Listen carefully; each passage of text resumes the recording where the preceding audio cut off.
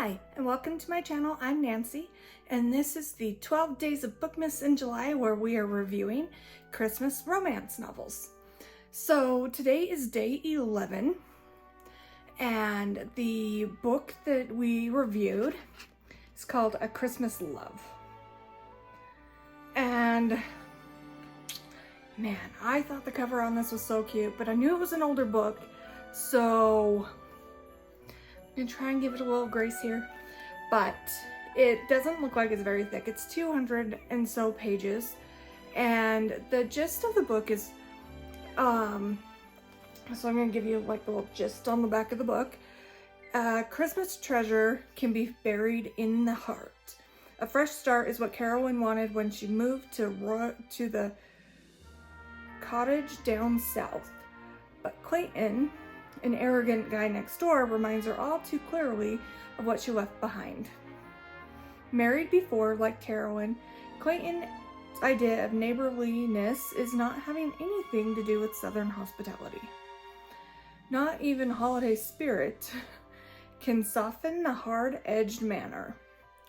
And when an unexpected crisis at Christmas time forces Carolyn to enlist Clay's help, the compassionate single mother and the handsome ex-cop find themselves opposite sides of the fence. Carolyn doesn't know the unbearable secret from Christmas past in which Clay has been carrying with him, nor does she really care. She only knows what she needs right now, and that's him. It'll take a miracle to make them open their hearts to the most magical of the season and to each other. So that is kind of the gist of the book. Let's see here. I want to be nice about it, but I gave this book a 2. It was not the best written book that I have ever read. It was actually really terrible. And so to give you just a little bit more of a summary of the story, Carolyn is divorced. She takes her daughter to her ex-husband's hunting cabin, and that's where they're going to live. They are in North Carolina, and she's been there multiple times. She recalls most of the families around, but she doesn't remember the Claytons. And this would be the ex-cop neighbor and next door neighbor, and he does step in and help her with an issue that arises in the book, which is really sweet. They end up finding a little boy and a dog living in her basement, and so after finding the little boy, they disagree on what to do. She doesn't want to call Child Protective Services, and he says they should. I agree with him, but she doesn't want to ruin the little boy's Christmas. So the two of them end up taking the kids and celebrating Christmas together, and then growing together. And that's how their relationship blooms in this book. So, as I said, I really didn't like this book. And the story itself could have been a really good story. The kids wrote the parts with the children in it were pretty good. The girl, who's a teenager, early teens, really had that spunky attitude that, you know, most teen girls have. And if there weren't so many other issues with it, it would have been a great book. So the issues I had with it were the writing style was very choppy. It would go from like what's going on to like a flashback or a memory, and then it'd come back. So that was a problem. There were some phrasing issues, a lot of like verbal written issues, like things were incomplete sentences, incomplete phrases throughout. So that was really, really disappointing. There's also just not a lot of character development as I would have hoped for.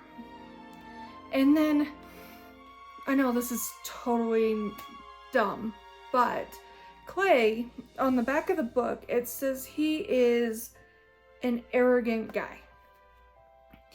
And maybe people thought arrogant in 1992 is different than we think of when we look at an arrogant guy in one of these books.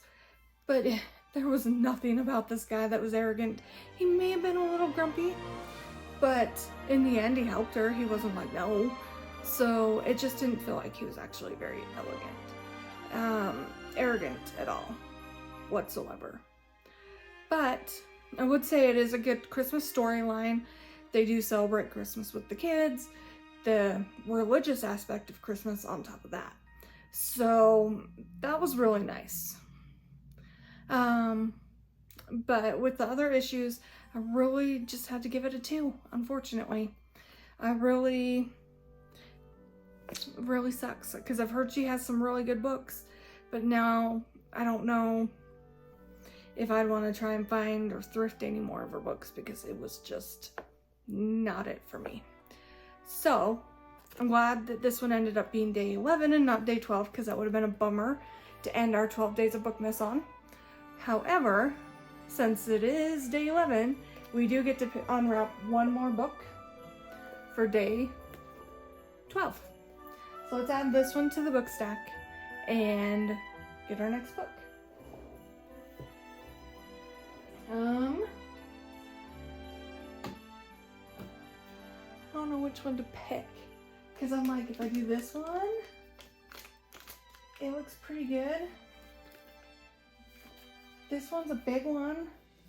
It can be pretty good. I mean, hardback, paperback, we're gonna go with this one. And it's the first one I picked up, so it's the one I'm gonna go with. So hopefully let's end it on a good note.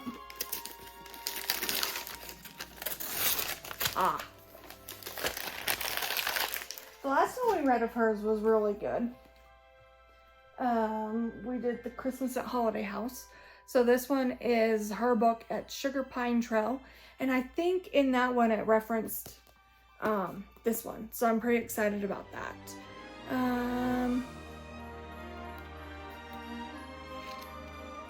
Yeah. I was just looking at the back of the book blurb if you want to see that.